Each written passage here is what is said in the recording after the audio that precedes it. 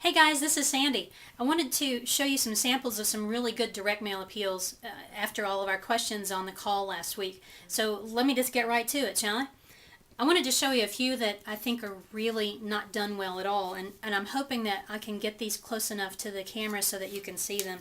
Here's one that starts with a teaser on the outside, and the teaser is the piece on the envelope that might or might not help it get open, but this one says, "We're starting our 2009 year-end appeal right now with an incredible goal." And I have to say, so what? This is from the Heart Association, and clearly it came in 2009. I'm not a donor to the Heart Association, so this was something they were using to try to get new donors. Didn't work with me. If I'm somebody who doesn't have a relationship with the organization and they come at me with, "Here's our year-end goal," I don't care. I mean, I know that's a little bit harsh, but if you're trying to get me as a new donor, you need something a little warmer and a little more exciting than that. Let's see, got a couple more here. Here's another one. This one's from the Komen Foundation, 2011 Annual Fund. So what? I don't care. I have given to the Komen Foundation before, usually in honor of a friend. I don't care about their annual fund. I care about saving women's lives. So take that tip. Don't ask people to support your annual fund. Ask them to support the work that you're doing that's changing people's lives. There's another thing that's done in this particular one that I wanted to show you. Actually, a couple of things. On their letter, in big letters up here again, 2011 Annual Fund. Don't care. I would way rather see a photo of a woman maybe at one of the Race for the Cure. You know, Susan Komen does those walks and races all over the country. That would be much better. This also says "Dear Friend," which is a very inexpensive way to produce a letter, but if you personalize your letters, which you need to do, you need to go to the expense of and the effort of doing the mail merge to put "Dear Sandy" on there instead of "Dear Friend." You'll get much, much better results. Trust me on that one. Also, in this particular package, they have labels. Labels, or what is this? Oh, a notepad. This one has a notepad. Sometimes you'll get these with labels in them. That works for acquiring new donors. If you use something like that with your existing donors, you're probably going to piss them off. They don't like that. People who are already giving to your organization want you to use the money to support the people that you're working with. They want to see you use the money to support your clients, not to put back into that kind of package. So along those lines, let me show you another one that I got. This is from the local botanical garden. I don't think that I've given them a gift ever, but they like to send me this stuff. And the problem that I have with it, a couple of things. One is they produce this really expensive looking full color brochure. Okay, and it has like a map of the whole garden. But if I'm not already a donor, they're assuming that I'm going to want to be just because it's a good cause. To me, this says you have more money than you need already because you're producing this. Now, I know that there's a lot of ways that you can get things printed in color without it being real expensive, but you've got to be mindful of the perception. The perception might be, it's in color, it's expensive. So you have to work with that. Here's another letter that I got.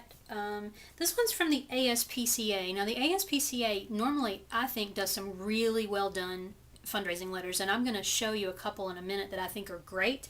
This one to me is boring, and it's a turnoff because it's addressed from the Membership Fund Drive, American Society for the Prevention of Cruelty to Animals voluntary reply form.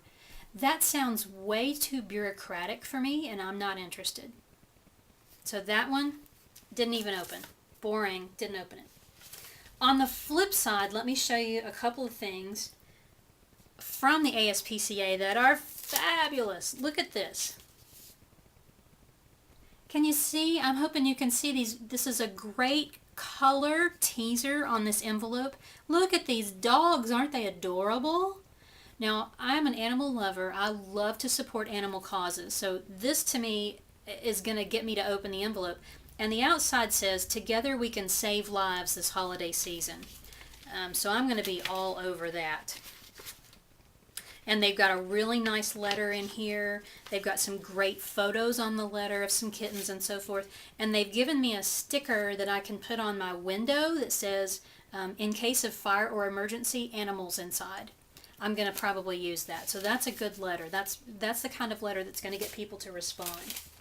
If I don't respond, they're going to send me something like this. It's just a small piece that says "A gentle reminder," and again on the outside has an adorable little kitten. Gentle reminder.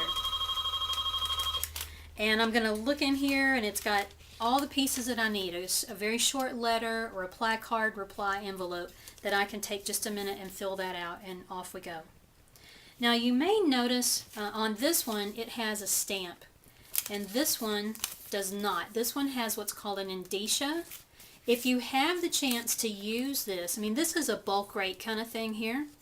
This stamp actually will get you better response. This is what's called a bulk rate nonprofit pre-canceled stamp. Yeah, did you get all that? Nonprofit bulk rate pre-canceled.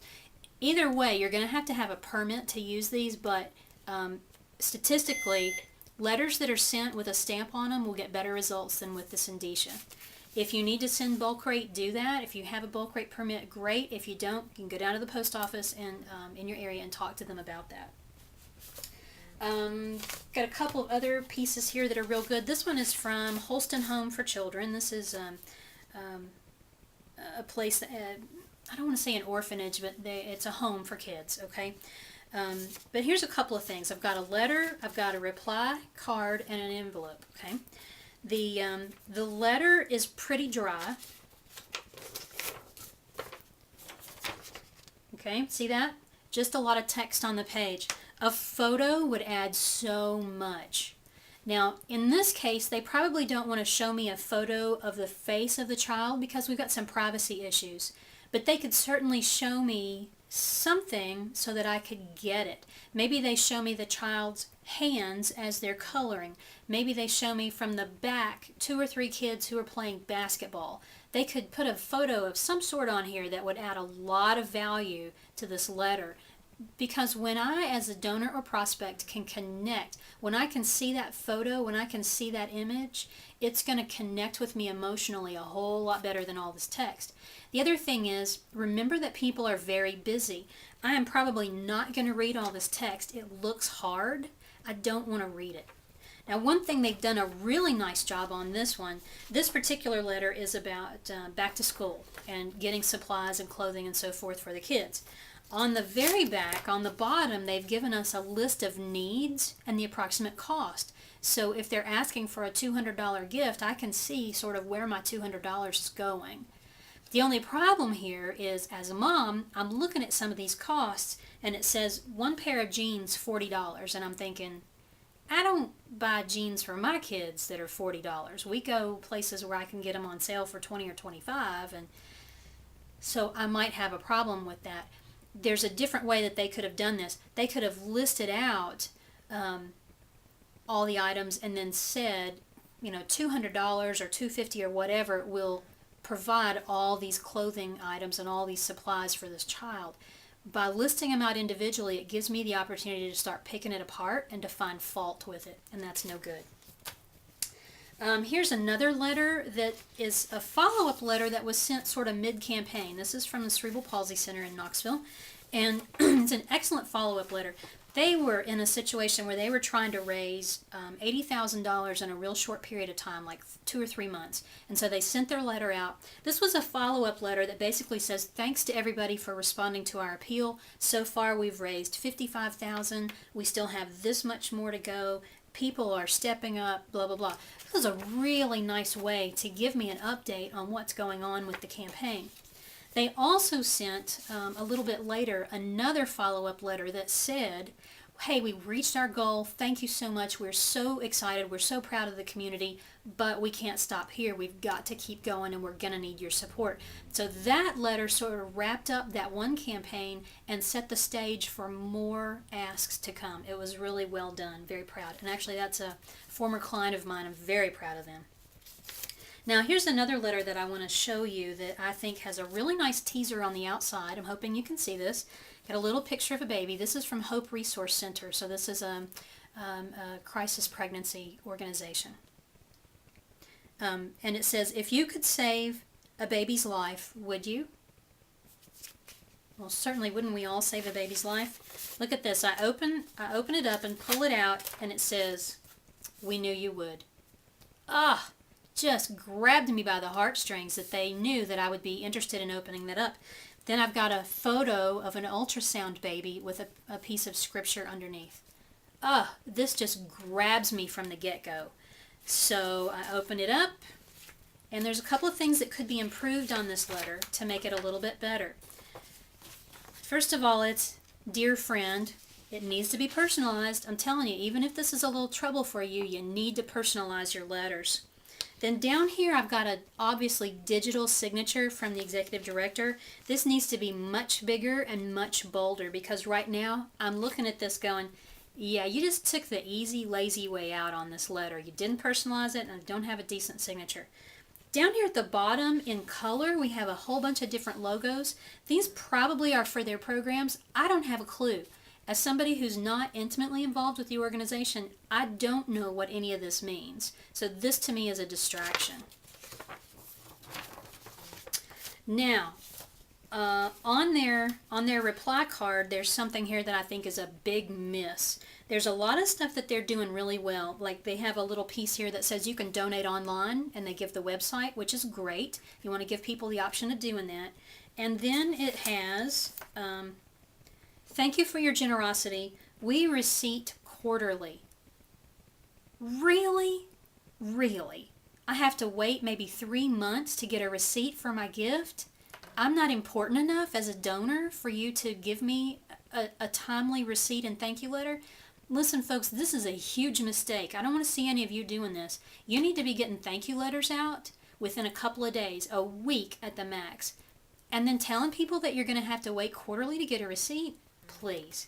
That's insulting to a donor. Don't do that. All right, I want to show you another piece from the ASPCA that is really well done. By the way, one of the ways that you can learn a lot about direct mail is to get on the lists of organizations that are doing a great job. ASPCA, in my opinion, does a fabulous job. So go make a small gift to them and then just see what comes in the mail. Just watch and learn from what they're doing. All right, so this one came to, it says enclosed action plan. And of course, I love the kittens that are on the front. On the back, here's a picture of a beautiful collie, and it says, thank you for saving our lives. Now, they probably have no idea, but I had a dog like this when I was growing up, so immediately I'm hooked in. I'm going to look and see. This was after I made a gift, so they sent me their action plan. And what I love about this piece is the way that they've put it together. There's a letter in here that tells me about the action plan and what they're going to do, but they've sent me a series of cards. Now this may not work for you because these are a little expensive. These are done in color. This is a lot of pieces, but for this organization, because I know the scale that they're mailing these are really great. I just wanted to show you these so that you might get ideas. So the first card is with a rabbit. Thank you for saving my life. Then on the back is action steps for reaching out to shelters and how they're going to be supporting shelters. The second one, look at this dog. Please tell people I'm a good dog. On the back, spreading the word, and they talk about how they're going to spread the word about what they're doing. And so forth these go. Love, love, love this with the horse. Of course, I have horses. Thanks for helping to create and enforce laws that protect me. That's a huge one for horse lovers. This is just a really well done piece. I think one of the things that works with that piece is they understand their donors. They understand the emotion and the reason for why people are giving. And so the next piece that they're sending out is really connecting one more time with that emotion. They just get it. Plus, they're sharing with me what they're doing, so now I have an idea of how my gift is being set to work. So how could you use that? Well, let's say that you send out a fundraising letter sometime in October and people respond. Then in January, why don't you send a follow-up letter to people who gave and say, here's our plan, here's what we're doing this year, and here's how your gift has made a difference. Thank you so much. It could be that simple. It could be a one page and put a photo on it and personalize the letter and you're good to go. So it could be very simple. There are lots of other things that I could show you, but I think that's enough for today. What I really want you to get is that you want the letter to be personalized. You want to connect emotionally. Don't make a boring letter and don't make it look like a bad copy of a copy. Make it nice and crisp. It doesn't have to be full color, but it does need to be professional. Hope this has answered a bunch of your questions, and I'll see you next Friday on the call.